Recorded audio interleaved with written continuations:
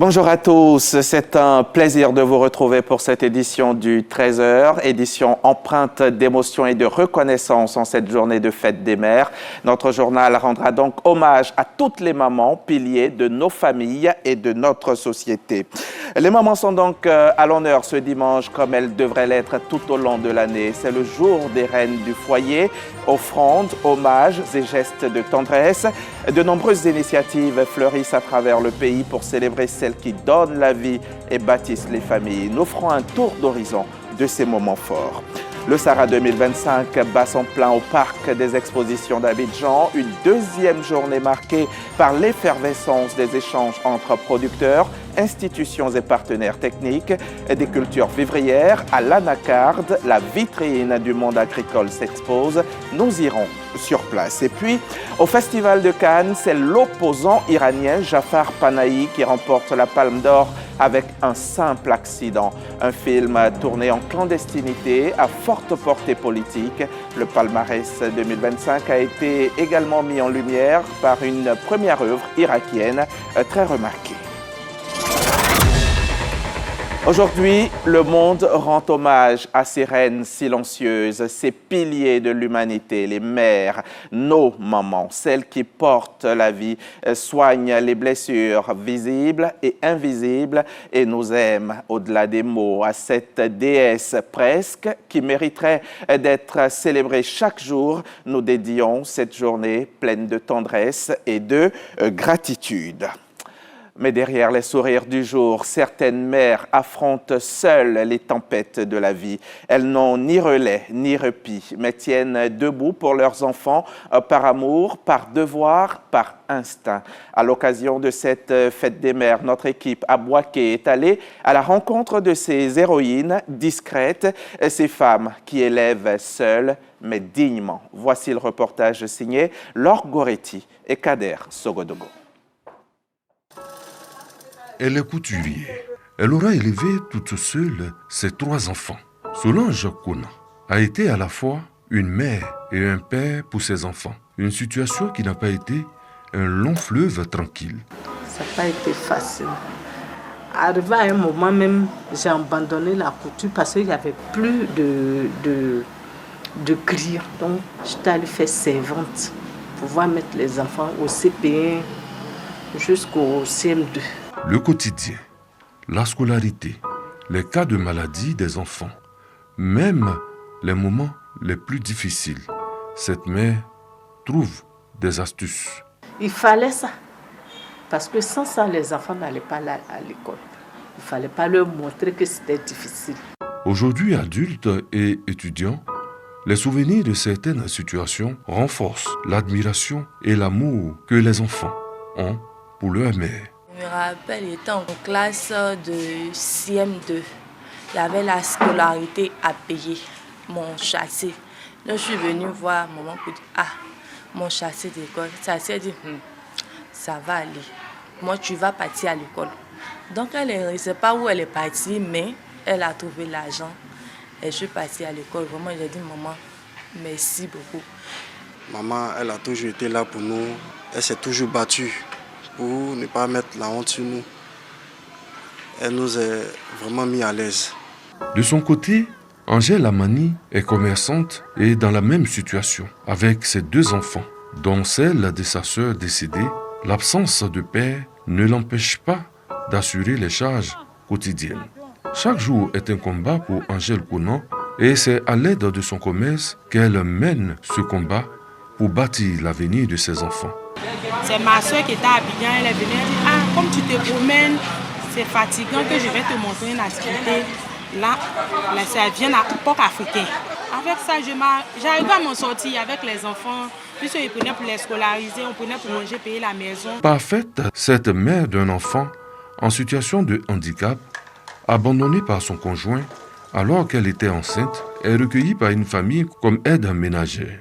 Dans le jour qu'il lui a dit que je suis enceinte là, et puis je suis partie au village, c'est là son numéro, il a essayé d'appeler dessus, ça passe pas. Pour cette maman, son handicap n'est pas un frein pour assurer le bien-être et l'éducation de son garçon. C'est mon tout qui est là. C'est mon tout qui est là parce que quand je le regarde, Tout, souvent ce que j'ai fait, les larmes coulent. Quand je prends mon salaire, c'est pour payer la bise de mon enfant. Et moi-même, si l'école commence, je vais le mettre à l'école. Chaque jour, des femmes, des mères se battent seules dans l'ombre pour nourrir, éduquer et bâtir des hommes et des familles. Et cela avec courage et force. Solange, Angèle, parfaite, et à toutes les autres héroïnes, bonne fête des mères. Et sur notre plateau ici, nous avons une héroïne, une maman forte, une maman dynamique, Euphrasie Kwasi Yao, ancienne ministre, elle qui incarne depuis plus de 3 décennies un engagement constant au service de l'égalité des genres, de l'autonomie des femmes et du développement inclusif à travers la chaire UNESCO qu'elle dirige, son rôle au sein du G100 ou encore le compendium des compétences féminines. Elle porte haut la voix des femmes ivoiriennes et africaines dans les sphères de décision. Cet entretien du magazine du dimanche nous permettra donc de revenir sur les temps forts de son action, les résultats concrets obtenus et les défis à relever. Bonjour, Madame le ministre. Bonjour, Monsieur Hamza. Oh, ça va bien, la fête des mères. Oui, comment vous la célébrez? Je suis heureuse d'être sur ce plateau en ce jour des fêtes des mères. Je me sens une mère accomplie. Merci, Madame. On se retrouve dans une demi-heure. Merci. À tout à l'heure. On part à Sakasso tout de suite. Là-bas, les femmes ne passeront pas inaperçues en ce jour de célébration. Elles ont été comblées avec 2500 complets de pagne. Un geste d'amour, un geste de reconnaissance, une action de solidarité signée l'ONG Fabeti qui veut mettre la lumière sur celles qui donnent sans compter. Dans une ambiance festive, les bénéficiaires ont exprimé leur joie et leur gratitude. Charles Tatou nous fait vivre le moment. Elles sont venues de toutes les localités du département de Sakassou, chef-lieu du royaume. Elles, ce sont les mamans membres de 125 associations de femmes mobilisées pour la célébration de la fête des mères, édition 2025. Une célébration riche en prestations d'artistes, musiciens, mais aussi en dons en nature offerts par une organisation non gouvernementale, à savoir l'ONG Fabeti. Œuvrant dans le social, l'ONG Fabeti a fait don de 2500 complets de pagne pour honorer ces femmes. C'est la joie qui nous anime. Les mots même nous marquent pour nous dire merci. Elle a pensé à nous, les femmes de Sakassou. Nous, les femmes, surtout nous, les femmes, c'est nous faut tellement que nous, on est contentes de la recevoir. C'est Dieu seul qui le sait. Parce que ce n'est pas tout le monde qui gagne cadeau de fête des mères. Pour la présidente de l'ONG, ce don s'inscrit dans la vision de son organisation, celle d'accompagner le gouvernement dans sa politique de promotion des femmes et du soutien aux couches défavorisées. Chaque maman est repartie à sa base avec un complet de pagne. Bonne fête à toutes les mamans qui nous suivent en ce moment. L'agriculture ivoirienne en pleine démonstration de force, cap sur le parc des expositions d'Abidjan où se poursuit le Sahara 2025. Mais avant d'aller au parc des expositions, je voudrais vous conduire à l'Assemblée nationale. C'est au plateau donc à l'Assemblée nationale où diplomatie et reconnaissance mutuelle étaient au menu. Le président Adama Bictogo a reçu l'ambassadrice britannique Catherine Brooker en fin de mission. Un échange empreint de reconnaissance pour les liens solides entre la Côte d'Ivoire et le Royaume-Uni. La diplomate a tenu à adresser un mot de gratitude au peuple ivoirien. Souleymane Donisongo pour le compte-rendu. En fin de mission, Catherine Brooker, l'ambassadeur de la Grande-Bretagne en Côte d'Ivoire, est reçue en audience par le président de l'Assemblée nationale, Adama Bictogo. À sa sortie d'audience, la diplomate indique être venue faire ses adieux après 4 années passées à la tête de la mission diplomatique britannique en Côte d'Ivoire. On a échangé un peu comment on a travaillé ensemble, des choses on a pu faire ensemble et je suis ravie de dire qu'on a vraiment renforcé des liens entre le Parlement à Westminster, à Londres, et l'Assemblée nationale ici à Abidjan. Catherine Brooker dit garder des souvenirs inoubliables. J'étais très heureuse d'être ici pendant la CAN et de témoigner la victoire de la Côte d'Ivoire. Mais plus que ça, je dois dire l'accueil chaleureux de la population ici en Côte d'Ivoire. La diplomate britannique partira dans quelques semaines. Avant d'exprimer sa fierté d'avoir contribué au renforcement des liens d'amitié et de coopération économique et commerciale entre les deux pays, elle salue les progrès réalisés en Côte d'Ivoire sous l'égide du président de la République, Alassane Ouattara. Je peux maintenant aisément vous conduire au parc des expositions d'Abidjan où se poursuit donc le Sahara 2025. La deuxième journée du salon a été marquée par une effervescence constructive entre producteurs, partenaires techniques et institutions. Les échanges ont battu leur plein. Avec Jean-Louis Gbagbo, on va y aller pour une immersion dans les réalités du vivrier, de l'élevage, de l'anacarde et de bien d'autres filières. Deuxième jour de grande effervescence au cœur du Sahara 2025. Ici, c'est l'agriculture dans toute sa diversité qui s'expose. Un lieu de convergence et de convergence d'intérêts. Aujourd'hui, je suis venu proposer de l'aliment pour poissons qui intervient dans le domaine de la pisciculture. On espère, en fait, c'est pour avoir encore plus de visibilité. C'est surtout ça, avoir plus de visibilité. Les producteurs vivriers, comme ceux accompagnés par le projet de développement des chaînes de valeur vivrières, sont à l'honneur. Pour eux, le Sahara est une vitrine, mais surtout une chance. C'est un rendez-vous du donner, c'est un rendez-vous de recevoir. Donc il faut que nos acteurs soient au rendez-vous. L'autre moment fort de cette deuxième journée, la table ronde sur l'anacarde. La filière en quête de transformation locale accrue a rassemblé ses leaders. Nous, on ne pouvait pas manquer à cet événement qui est pour nous très important parce que c'est un lieu de rencontre, c'est un lieu de rendez-vous avec les partenaires extérieurs sur tous les plans. Le produit qui est l'anacarde, c'est vrai, c'est une filière jeune, mais aujourd'hui qui est assez dynamique, compte tenu des efforts conjugués de l'ensemble des acteurs, à commencer par l'État de Côte d'Ivoire qui est favorable, qui a une option qui est favorable pour l'évolution et le développement durable de notre filière. Les régions productrices, piliers de l'économie agricole, prennent aussi la parole. À ce salon-là, nous aurons bien évidemment la visite de quelques opérateurs, des personnes qui ne maîtrisent pas bien l'anacarde, bien sûr. Et donc, à travers ce salon-là, nous allons encore attirer ceux-là pour aller vers la région et essayer de voir comment nous mettre ensemble pour un développement harmonieux. Le Sahara, ce sont aussi les métiers connexes. Aujourd'hui, nous venons au Sahara parce que le Sahara, c'est une plateforme qui nous permet de pouvoir nous rapprocher des agriculteurs parce que nous sommes un partenaire stratégique du monde agricole. Nous proposons aussi des cagettes en plastique qui sont importantes lorsque nous faisons la récolte des différents produits. Nous avons un réseau ferroviaire, nous avons un réseau portuaire, un réseau logistique qui nous permet derrière d'opérer et de favoriser l'exportation de ces produits. Nous nous rapprochons d'ailleurs davantage de leur réalité en développant des centres de stockage et de traitement au plus proche des zones de production. L'ouverture internationale du salon est palpable. Cette année, la Chine est le pays invité d'honneur. Mais les Pays-Bas, hôte de l'édition précédente, restent un partenaire stratégique. Les Pays-Bas est connu pour sa savoir-faire de l'agriculture.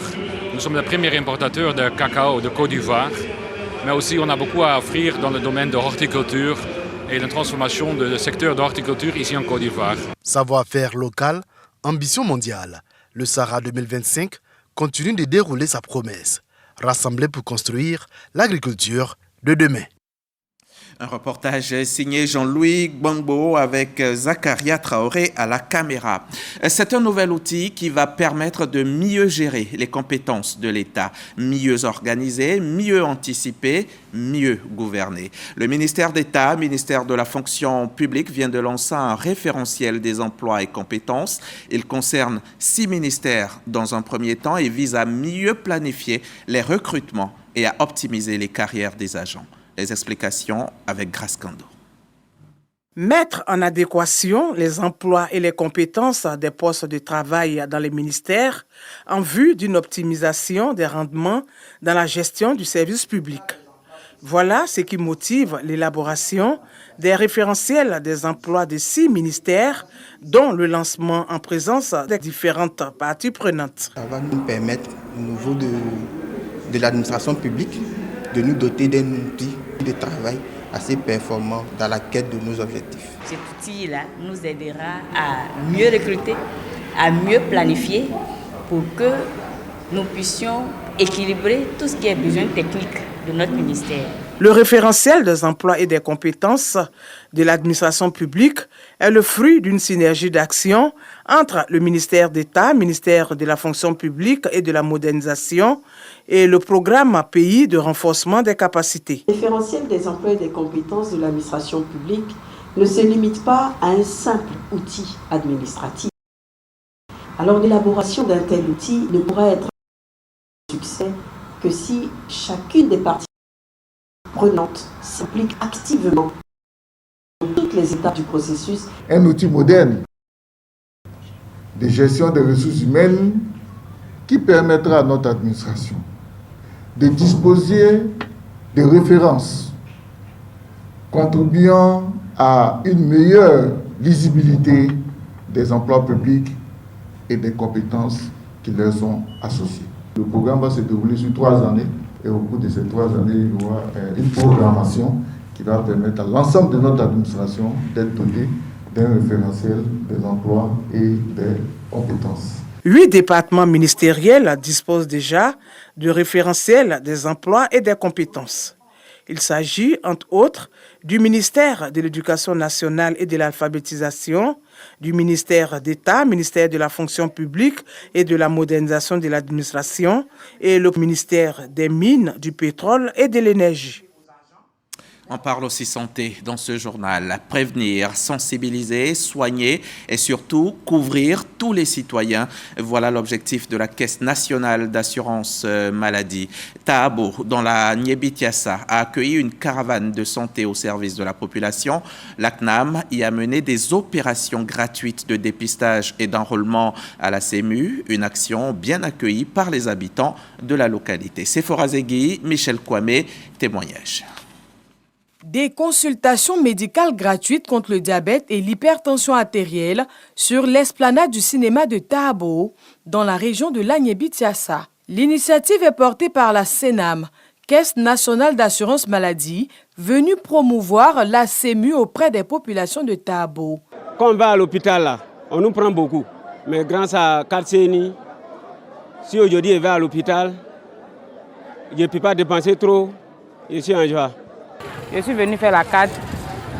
Ils ne m'ont rien demandé. Voici la carte qui est là. Ils ne m'ont rien demandé, c'est gratuit. J'invite toute la population de Tahabo à venir faire sa carte de CMU. Il y a des dépistages à faire et aussi les gens de la CMU viendront pour établir les cartes de ceux qui n'en ont pas. Et moi, comme j'ai déjà la carte, je suis venue directement au dépistage. Grâce à son dispositif mobile d'enrôlement, la CNAM procède sur place à la conception des cartes de nouveaux requérants.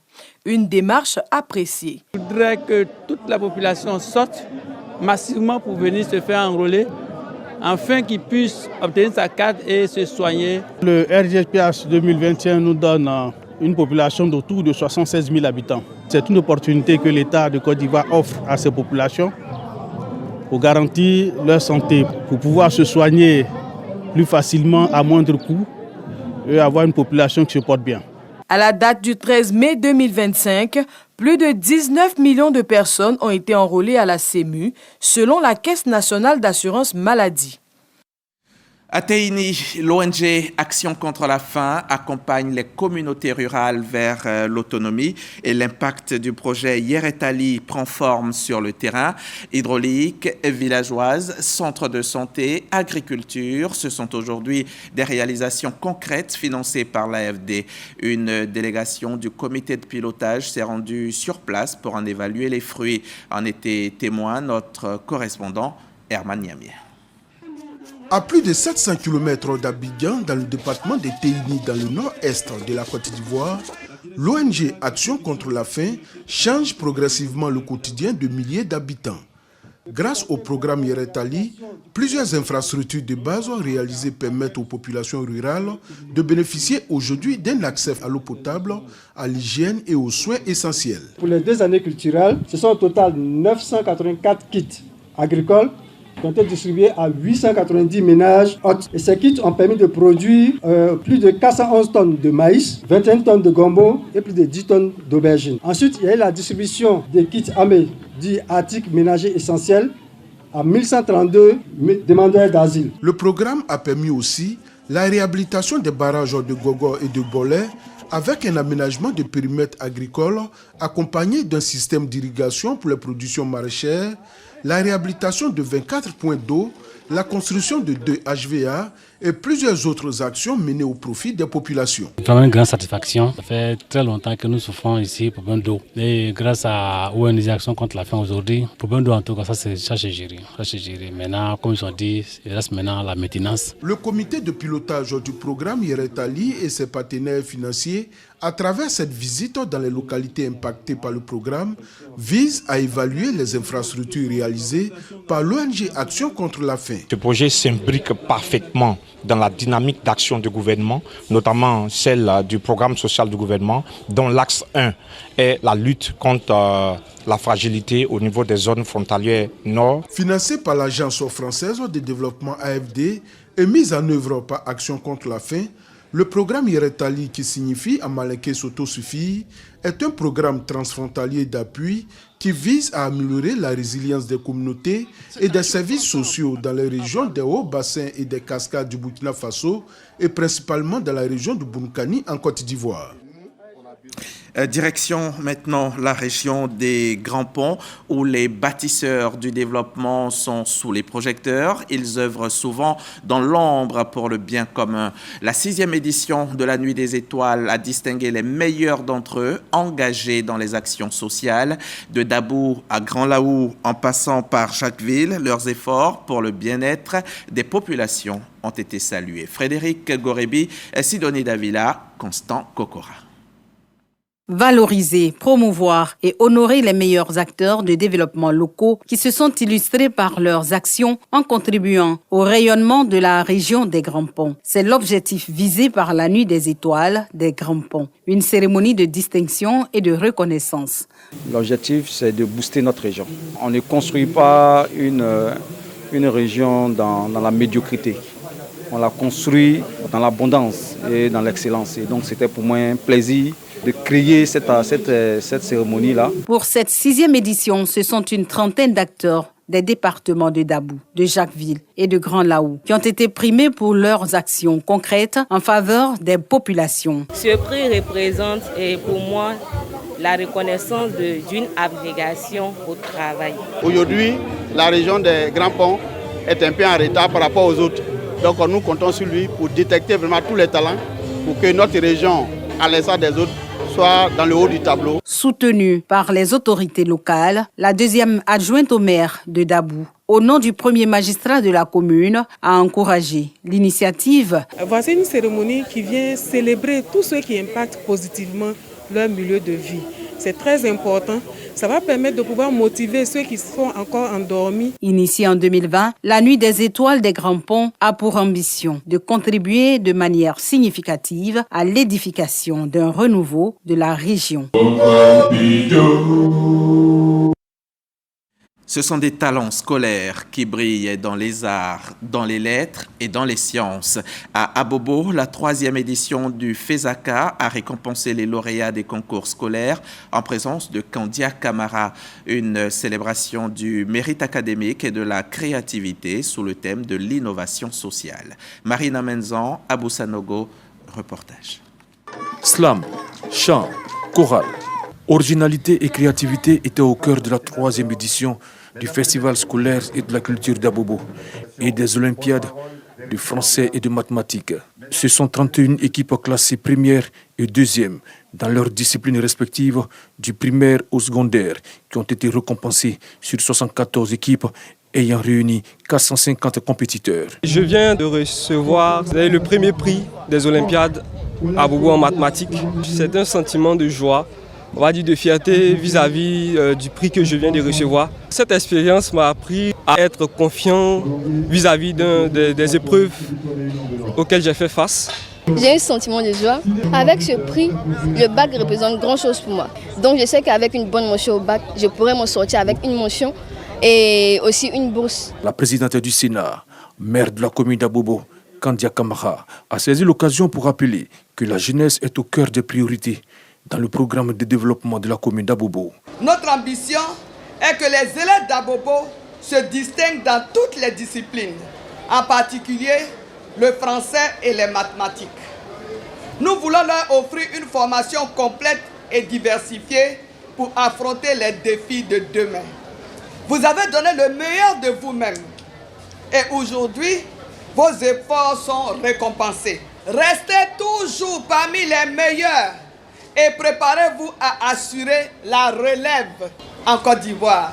Cette édition avait pour thème les arts et la culture au service de l'innovation sociale. À Botro, la foi s'exprime aussi à travers l'engagement pour la paix. Botro, c'est dans la région de Gbeke. Là-bas, lors de leur fête de moisson, les fidèles de l'église du christianisme céleste ont prié pour des élections sans violence. Un message fort en cette période cruciale pour le pays. Gervais Kouassi et Charles Tatou nous y amènent. Ambiance particulière à l'église du christianisme céleste de Kodéino, dans le département de Sakassou. Louanges, adoration, prières et actions de charité sont au menu de l'acte 12 de la célébration de la fête de la moisson de cette paroisse. Dieu nous appelle pour venir célébrer la fête des tabernacles. Tabernacle, c'est cette fête-là aujourd'hui que nous symbolisons par la fête des moissons, où chaque fidèle doit venir avec sa reconnaissance de tout ce que Dieu a eu à le bénir dans son entreprise, dans ses activités. Quand tu es fonctionnaire, tu es homme d'affaires, tu es cultivateur, tu viens avec une partie de cette bénédiction pour dire merci à Dieu. La paix est également au centre de cette fête de la moisson, eu égard aux élections qui s'annoncent. Je dois prier pour la Côte d'Ivoire, pour que les résultats soient dans la paix, dans la fraternité. Rendez-vous en 2026 pour la 13e édition de la fête de la moisson de l'église du christianisme céleste de Kodéino, village visité par le Saint-Esprit selon plusieurs témoignages.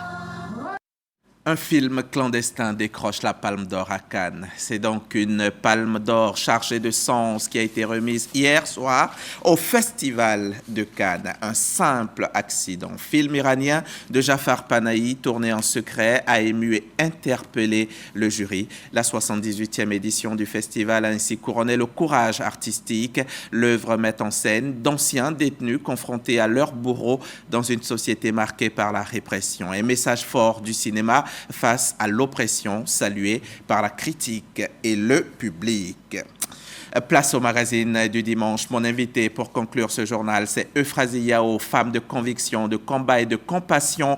Elle est ici, elle va nous dévoiler tout son engagement pour l'égalité des femmes, l'égalité femmes-hommes et pour l'autonomisation des femmes. On va tout d'abord suivre ce reportage de moins de 2 minutes et ensuite on revient pour échanger avec Euphrasie Kouassi. La Côte d'Ivoire jouit d'une reconnaissance internationale grâce à ses progrès en matière de gouvernance et d'égalité des chances, femmes-hommes, filles, garçons. Le pays occupe la tête de l'indice Institutions sociales et égalité des genres 2023 en Afrique. Le succès de toutes ces réformes juridiques et politiques est salué par l'institution de recherche sur les politiques relatives aux femmes basée à Washington. We clearly see the value in gender equity.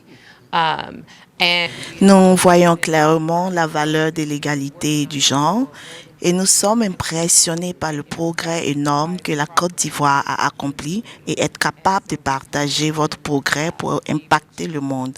Nous allons sûrement travailler ensemble. À Washington, il est question de capitaliser tous ces acquis en matière de genre auprès de hautes instances de décision tels que la Banque mondiale. Les échanges se poursuivent à Atlantic Council, ce groupe de réflexion américain spécialisé dans les relations internationales s'engage aux côtés de la Côte d'Ivoire. Madame la ministre a discuté et partagé des points prioritaires pour le gouvernement ivoirien en ce qui concerne le genre. Et sur le leadership de Madame la ministre, le gouvernement ivoirien va continuer de regarder pour les partenaires internationaux. Le message de la titulaire de la chaire UNESCO aux femmes et pouvoir de décision concerne également les chefs de mission diplomatique accrédités aux États-Unis. Ici, Euphrasie Yao présente la Côte d'Ivoire comme le champion d'Afrique des questions de genre, un partenaire clé en Afrique de l'Ouest, prêt à apporter son expertise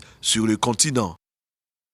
Merci beaucoup Serge Coléa, chef du service Société de la rédaction, qui était notre envoyé spécial donc à Washington. Madame le ministre, vous venez de Washington, hein? Nous allons en parler très certainement, mais il faut rappeler que vous dirigez la chaire UNESCO aux femmes et pouvoir de décision.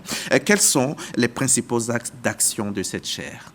La chaire UNESCO que je dirige, d'abord, c'est un think tank. C'est un réservoir de connaissances qui travaille sur 3 axes. D'abord, la formation, comme les formations en ingénierie du genre, où nous formons les décideurs, les ministres, les généraux, les médecins, et pour qu'ils puissent influencer justement les politiques de genre. Nous formons également à l'université. Nous avons un master qu'on appelle genre, économie et gestion durable de l'eau. Former les jeunes pour qu'ils deviennent des docteurs, des professeurs de demain, pour que tout ce qu'on a fait pendant ces 30 années-là ne reste pas comme ça. Et nous formons également la société. Les chefs traditionnels, on fait des séminaires. En deuxième lieu, nous avons des programmes. Le programme comme le Compédium des compétences féminines de Côte d'Ivoire que nous gérons depuis 14 ans, donc qui a déjà fait ses preuves. Nous avons des programmes aussi d'insertion des jeunes filles qui sont au Compédium auprès de nos partenaires. Et donc la chaire travaille, on fait aussi des études, comme l'étude sur la masculinité positive avec l'OCDE et l'Institut de statistique. Donc c'est vraiment ce que la chaire fait. D'accord, et à côté de ça, vous êtes présidente du G100 pour les premières dames. Et qu'est-ce que c'est que ce réseau déjà et comment il peut contribuer au rayonnement des femmes ivoiriennes? Le G100, c'est un réseau d'influence qui contient les 100 personnalités les plus influentes au monde. Et moi, j'ai été appelée en novembre seulement, 2024, pour m'occuper de toutes les premières dames de tous les 100 pays qui sont au G100. Et le G100 a des forums, comme le forum économique, qui se tient. Par exemple, cette année, on sera en Malaisie, où il y a le e-économie, où toutes les femmes africaines qui vont adhérer à ce G100 pourront avoir accès au marché mondial sans faire beaucoup d'efforts. Parce qu'on est déjà là, on est un groupe, on est une structure, on est un réseau. Donc les femmes, par exemple en Côte d'Ivoire, j'ai déjà nommé la country chair. Elle doit nommer 100 autres femmes dans les régions. Et ces femmes-là, elles vont avoir accès à ces opportunités réseau. Vous savez qu'aujourd'hui, on ne peut rien faire sans réseau. Et puis, le G100 a aussi des chefs d'État, des premières dames, comme je disais, des prix Nobel, des personnes qui inspirent. Et souvent, moi, je dis que l'inspiration est la clé de tout. Quand tu vas à une réunion, moi, je viens des États-Unis, j'ai été inspirée. Je pense que ma vie ne sera plus comme avant. Donc, le réseau est très important. D'accord. Et puis, selon le rapport CIGI 2023 de l'OCDE, la Côte d'Ivoire est championne d'Afrique. Bon, on est champion régulièrement dans plusieurs domaines, mais là encore, on est champion d'Afrique dans ce domaine-là, dans la lutte contre la discrimination faite aux femmes. Comment cela a été possible? Je pense que ce qui a milité en faveur de la Côte d'Ivoire, c'est déjà l'approche genre que nous avons structuré, encadré avec des outils qui vont en profondeur des inégalités. C'est vrai qu'on n'était pas premier au départ, mais on travaillait quand même. Mais il y a surtout l'engagement politique. Vous savez, quand rien ne marche, on dit c'est la politique. Mais quand ça marche, il faut le dire, il y a l'engagement, la vision du président de la République, son Excellence M. Alassane Ouattara, qui tient, les questions de gens lui tiennent à cœur. Et donc, nous, on travaille sans avoir peur, sans souci, et on a toutes les cartes blanches. Et je pense que ça joue. Il y a aussi les lois qu'on a prises. Il y a des programmes comme le Compédium qui sont meilleurs en Afrique. Il y a les programmes comme le FAFSI qui va dans les villages pour relever les femmes qui ont des rêves. Et il y a les ministères, chaque ministère, vous avez remarqué aujourd'hui, chaque ministère travaille dans la transversalité. Et c'est ce qu'on va apprendre aux autres. Mais il ne faut pas dormir sur ses lauriers parce qu'il y a 2 pays, notamment le Rwanda et l'Afrique du Sud, qui sont à nos portes et qui veulent cette première place. C'est vrai, c'est pour cela que je voulais quand même interpeller les Ivoiriens. Vous avez dit tout à l'heure qu'on est champion d'Afrique. Mais champion d'Afrique, si ce sont les éléphants, c'est facile, c'est 22 joueurs ou bien 11. Mais là, c'est toute la Côte d'Ivoire qui doit jouer. Quand l'OCDE vient, il va aller dans un village ou venir à la RTI, interroger Hamza. Si Hamza dit les quelqu'un de non, ça c'est pas mon problème, je n'en sais rien, on vous demande les mutilations génitales féminines. Non, je veux que ça continue.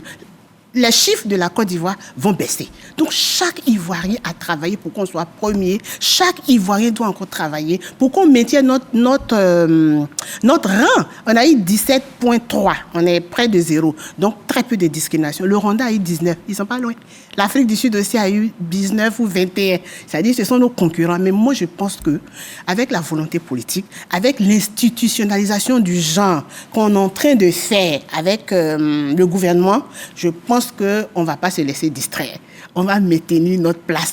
Et les ONG aussi travaillent, les partenaires sont avec nous. J'en ai rencontré beaucoup, je ne peux pas les citer. Le secteur privé, avec le label Genre et compétitivité des entreprises, chacun travaille. En tout cas, bravo aux Ivoiriens. Bravo à l'équipe aussi du groupe technique consultatif que j'ai présidé, qui a fait passer la Côte d'Ivoire d'un rang de...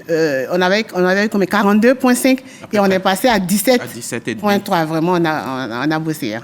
Et on va en venir à l'une de vos fiertés, c'est le compendium des compétences féminines de Côte d'Ivoire. Voilà près de 15 ans maintenant que ce compendium existe, le compendium sur l'autonomisation des femmes. Hein. Pourquoi c'est important pour les femmes de Côte d'Ivoire d'adhérer à ce compendium?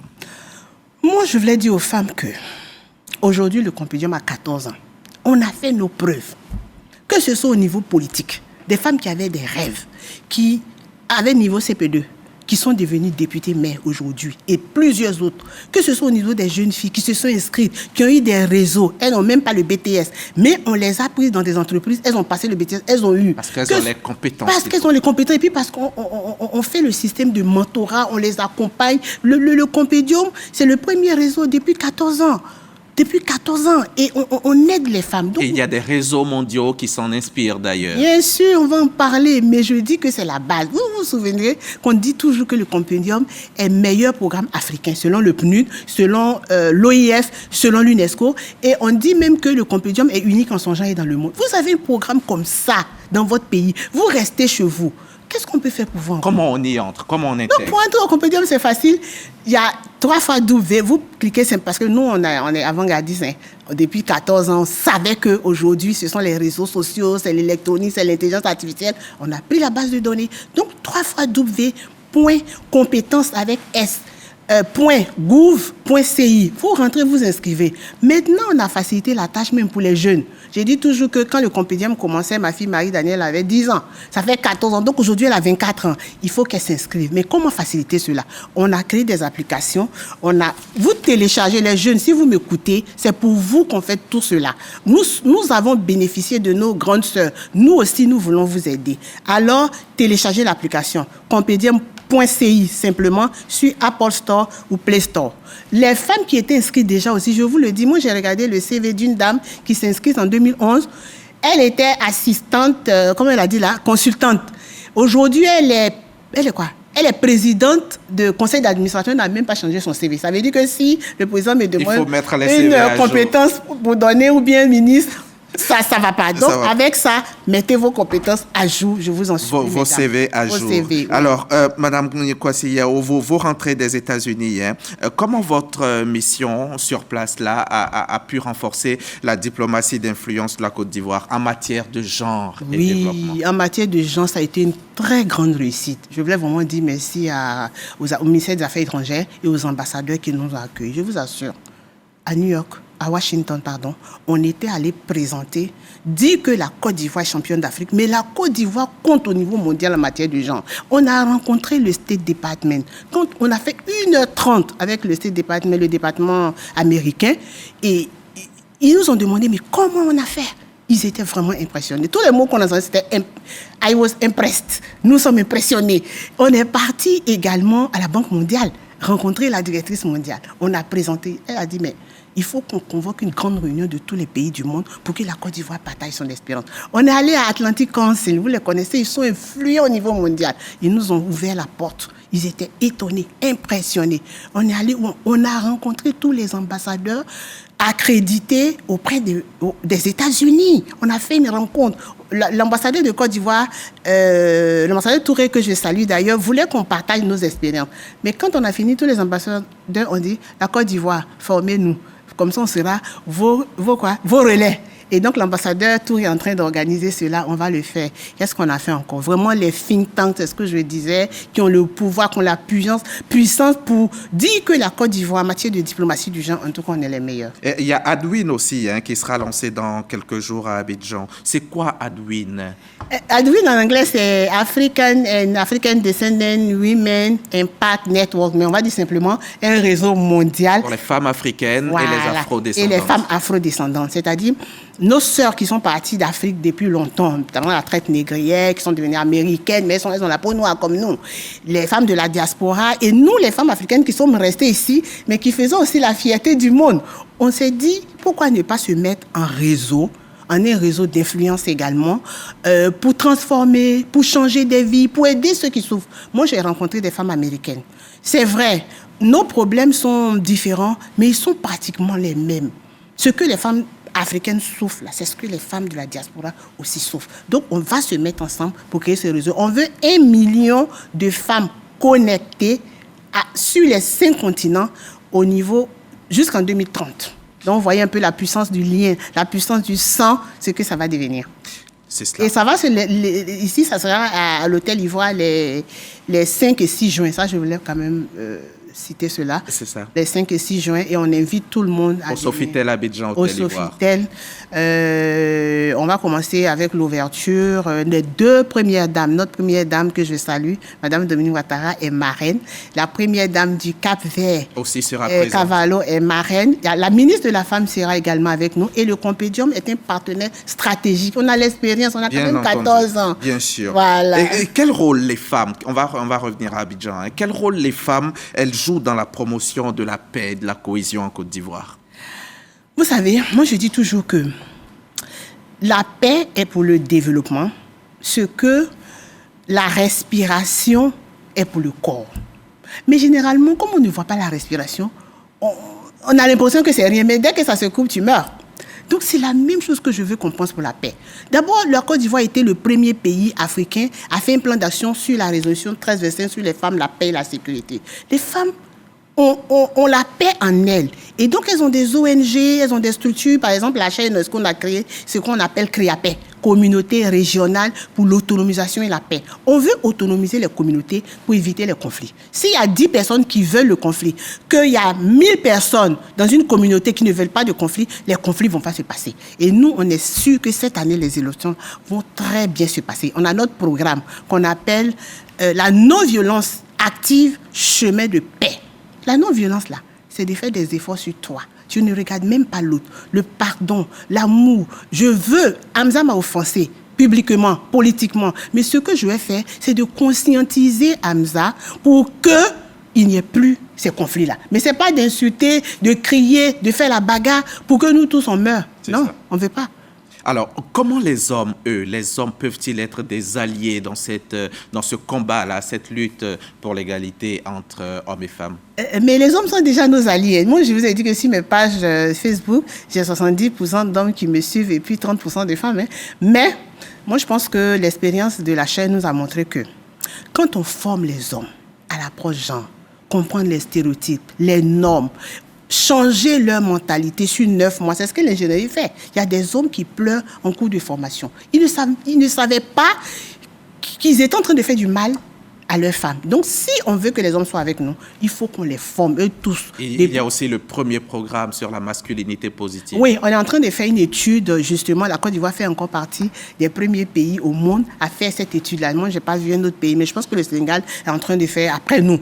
Et donc, la masculinité positive va nous permettre de comprendre quel est le regard des hommes sur les questions d'égalité entre les hommes et les femmes et comment ils peuvent s'améliorer, comment on peut réduire les violences et surtout au niveau des familles. Parce que là, ce n'est plus l'État, ce sont les familles qui doivent comprendre et pouvoir changer pour que la Côte d'Ivoire maintienne son rang de premier pays en Afrique. Dernière question en quelques secondes. Vous avez reçu le doctorat honoris causa en philosophie décerné par l'université Jacaranda Rai. C'était en Inde. Qu'est-ce que ça représente pour vous? Sincèrement, pour moi, c'est un accomplissement. Parce que c'est une fierté pour moi et pour mon pays. Je ne connais pas l'Inde. Je me suis promenée partout, mais je n'étais jamais allée en Inde. Et il dit qu'on m'appelle, qu'on m'écrive comme ça pour, pour vous donner un doctorat honoris causa en philosophie. Je leur ai demandé, il dit, mais vous avez créé quelque chose pour l'humanité. Vous êtes une philosophe. J'ai dit vraiment merci. Mais ce qui est important avec ce doctorat honoris causa, en dehors de ma personne, ce sont des bourses qui m'ont été attribuées, que je vais donner à des jeunes filles après le bac. Là, il faut que je vois la. Il y en a combien? Il y a 10 bourses entre les mains pour faire des études, bourses d'études. Et ça, c'est toujours la diplomatie d'influence. D'accord. Merci. Merci. Merci beaucoup. Euphrasie Kwasi Yao, experte mondiale en genre et développement. Bonne fête à vous. Bonne fête, maman. Et au nom de toute mon équipe, au nom de toute la rédaction, nous avons cette belle rose pour vous souhaiter bonne fête, maman. Merci. Bonne fête, maman Euphrasie Kwasi Yao. Et je voudrais profiter pour souhaiter bonne fête et saluer en particulier chacune de mes consoeurs ici, journalistes, techniciennes, productrices, maquilleuses, réalisatrices et animatrices qui inspirent, qui éclairent, qui font rayonner notre profession. À toutes, respect et gratitude. Et salutations spéciales à Sorolidi qui vient de décrocher la mention très bien à sa soutenance de mémoire. À la semaine prochaine.